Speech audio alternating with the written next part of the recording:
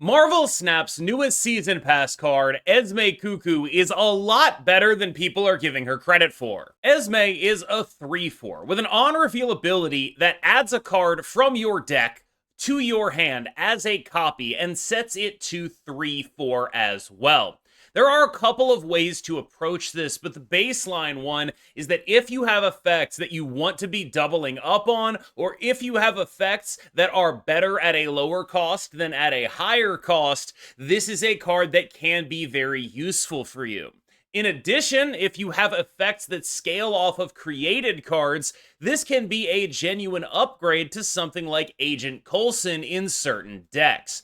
I am fairly sure that there are at least two decks in this metagame right now where Esme is likely to be the best in slot option for them. Those decks are Mr. Negative and Victoria Hand. However, there are further decks that are definitely worth exploring with this card because for some reason, people seem to think that Esme is sort of like 4-cost Captain Carter, which went in 0 decks as a best in slot option, and I just wanted to make a video pointing out that that's just not true. It just happened to release in the same week as a very exciting card, Surge, but where Surge looks like a cool and useful card that does a lot of unique stuff, I can't tell you for sure that Surge is a best in slot option in any of the decks she's in. I think she probably is. Whereas I know that Esme is a best in slot option in at least one, probably two, and it's worth exploring more decks. Esme is just an absolute banger in Mr. Negative, and I really cannot overstate that. There's a couple of things that are going in her favor when it comes to this deck. The first is an oft overlooked aspect of Mr. Negative is how you do in the games where you are not comboing off. Esme not only has a chance at getting a Mr. Negative from your deck if you have not drawn him, but in the world where you have drawn him, for some reason, his cost application overrides hers, so you're going to be copying very cheap and or free cards out of your deck if you play her after him. In addition, she provides another way to limp into games, and this is where we're going to get into a bit of terminology. Limp here, the term borrowed from poker, is referring to games where you are not drawing your nut hand, you are not, Mr. Negative, Jane Fostering, they don't have a Mobius, the games where you are not guaranteed executing your plan. One of the major upgrades that Mr. Negative has received in recent months is Gore, the God Butcher. And yes, Gore the God Butcher is great after a Mr. Negative. But the main upgrade that Mr. Negative got from adding Gore into the deck was that it provided a full secondary game plan. There are decks in this metagame. I just did a video on one that could very easily lose to a turn 5 Gore plus a Mystique copying that Gore. That is just the kind of thing that having in your deck means that you win more games for doing absolutely nothing. This is a floor-raising card. When I talk about these cards that allow you to limp, they raise the floor of the deck. Mr. Negative's ceiling is always high. It is in fact predicated on being more or less the highest ceiling in the game, and nothing is really threatening that. Where Mr. Negative needs improvement is at the floor, in those games where you're not doing that. Esme is a phenomenal floor raiser.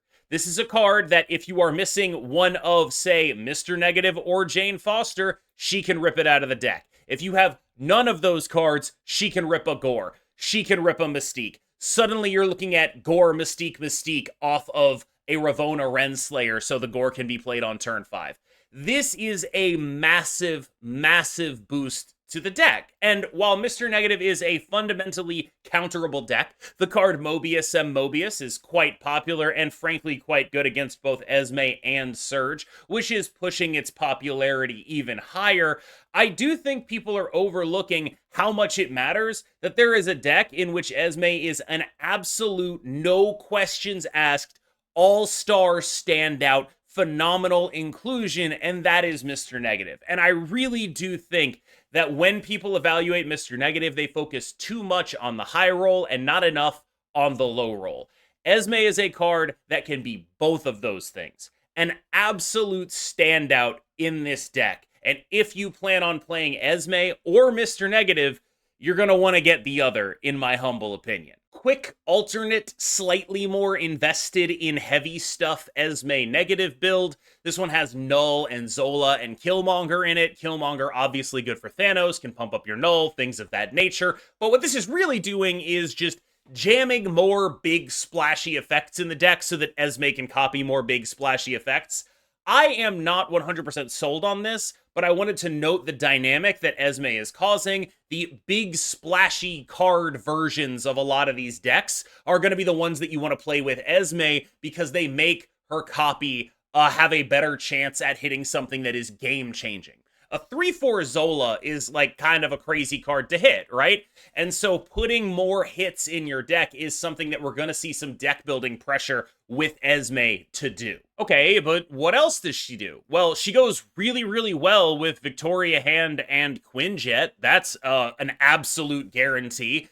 This is now a deck that, like, again, we play a bunch of the cards in it. We're doing a bunch of really strong stuff. I've seen this deck running around and I like it. I'm not sure it is better than the Misery version. Spoiler alert, that's up next. But I do think there's just something to be said for being like a super low to the ground, super teched out. All we're doing is generating cards, copying Victoria Hands. Everything is free. Everything is cheap. Everything gets buffed. Esme is a sort of floor raiser here again. If you haven't drawn Victoria Hand, she can get you Victoria Hand. If you haven't drawn a Frigga, she can get you a Frigga. Whatever it is you haven't drawn, she can get it, and then Quinjet can discount it, and V-Hand can buff it.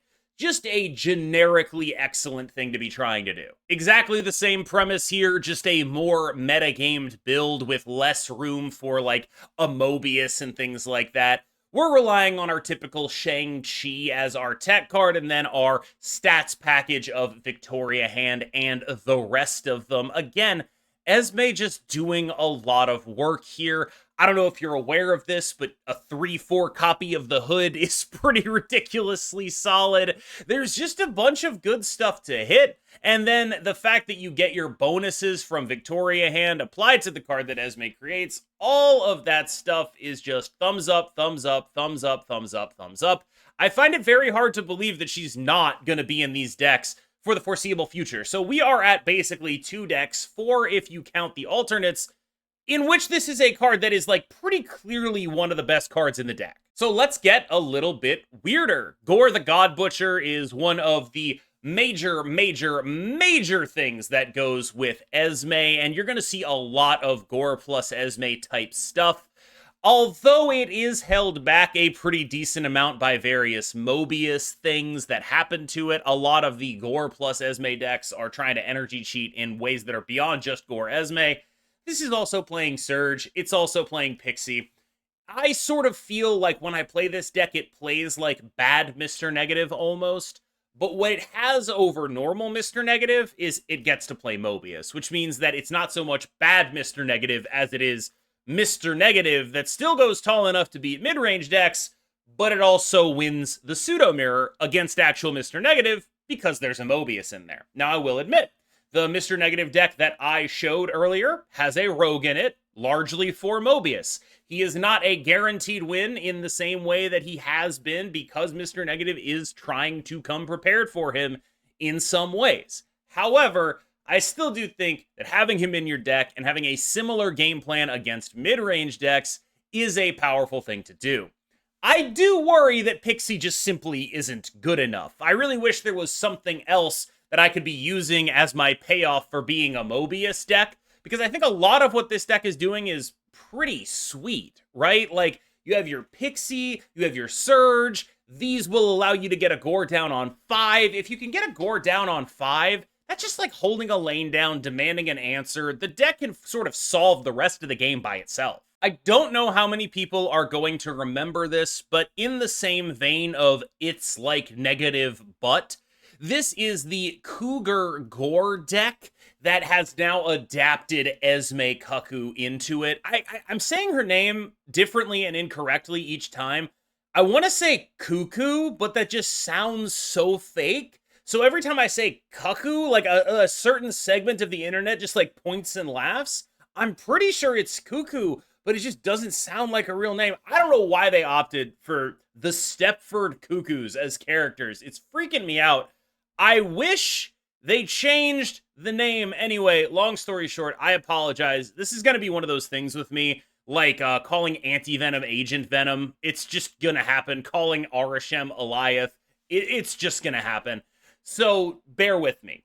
Anywho, Esme Cuckoo is again here being used as a redundancy piece to copy your important fours or to make sure your combo cards come together. And of course, there's always the fallback plan of what if she just hits Gore, which is just phenomenally powerful. This is another deck that is looking to abuse Gore things, which is a very reasonable spot to be in. Like I said, I just talked about how a lot of Surge decks are pushing the removal of tech cards because it is hard to be a Surge deck with tech cards. When you're playing a Surge deck that is pushing the removal of tech cards, when you're playing in that metagame, Gore can just be unbeatable a decent amount of the time. Like, the guy is just that big, and people just need answers to him, and so he's really pushing back on that sort of Surge push to be this way.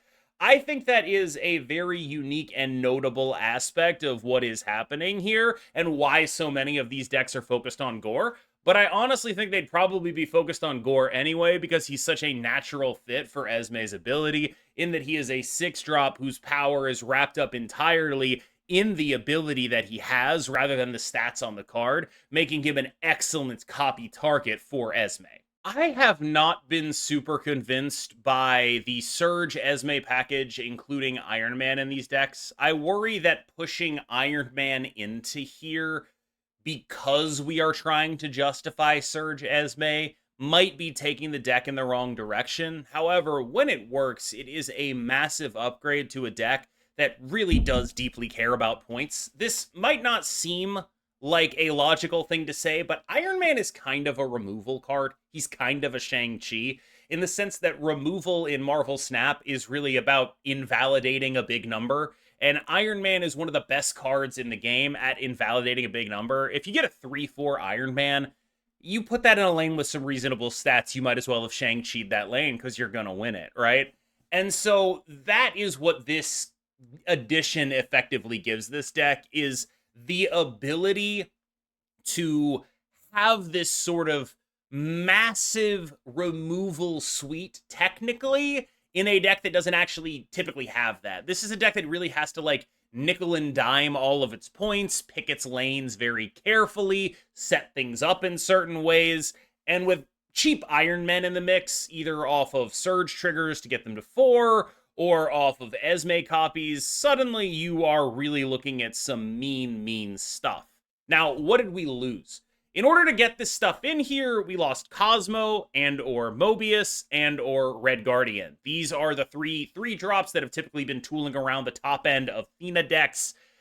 I think that's a pretty significant loss. Like, I'm not going to sit here and act like that's not a significant loss because I think it legitimately is. And I'm not positive that this is a direction that is necessarily long-term fruitful for the deck, but it is representative of a sort of smaller investment in Esme here, where you just want to get like a Surge, like a Cassandra Nova, an Iron Man, just stuff that's like helpful and useful to you that provides the ability to play cards. That's a pretty reasonable thing to do. Also, you may notice that I said Surge instead of Sage. A bit of a running theme here when it comes to names. That's another one that I am 100% gonna mess up. So, is this a card worth purchasing on the Season Pass? Setting aside that the Season Pass is generally worth purchasing anyway, Esme is so open-ended that I think she ends up looking like a solid purchase no matter what. Her floor is she is an absolute auto-include in Mr. Negative decks, and probably in Victoria hand decks. I did want to talk about Surfer, but over the last few days, I've become convinced that I don't think she's good in Surfer. She's not bad in Surfer, but I don't think she's good in Surfer. The dynamic that she creates, though, is pretty specific. It's going to be dependent on having certain cards that work really well with her, whether that be your Gore and your Iron Man, or your Quinjet and your Victoria hand, whatever it is, she's not a card that can be played in a vacuum. So I think the way I'd like to approach talking about this is, if you're like a new player, I think she's a lot less valuable. But if you pick her up and then decide to build toward a Mr. Negative deck or a Victoria hand deck, that is the kind of thing that you will be able to do. And so I think she ends up being in a really interesting spot for a season pass, where she's interesting, she's cool, she hooks into weird stuff, but she is a little bit specific. I also think that people are way too down on a card that absolutely day one is a best in slot option in a meta deck. I genuinely don't understand that. I truly don't, because I get it. Surge is cool and is doing a lot of weird stuff, but I know that this card goes in Mr. Negative.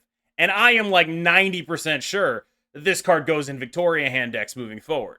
And so it's like, wait a minute, why are we acting like this card isn't like meta competitive? It's very clearly going in those decks. Are they the literal best deck in the game? No, she's not Scream or Thanos.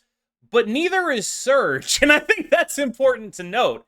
I feel like Esme getting a little bit of a bad rap here, and I wanted to make a video talking about why I think she's a little bit underrated. So with all of that in mind, let me know what you're succeeding with Esme Cuckoo / Cuckoo. I'll figure out how to say it correctly eventually.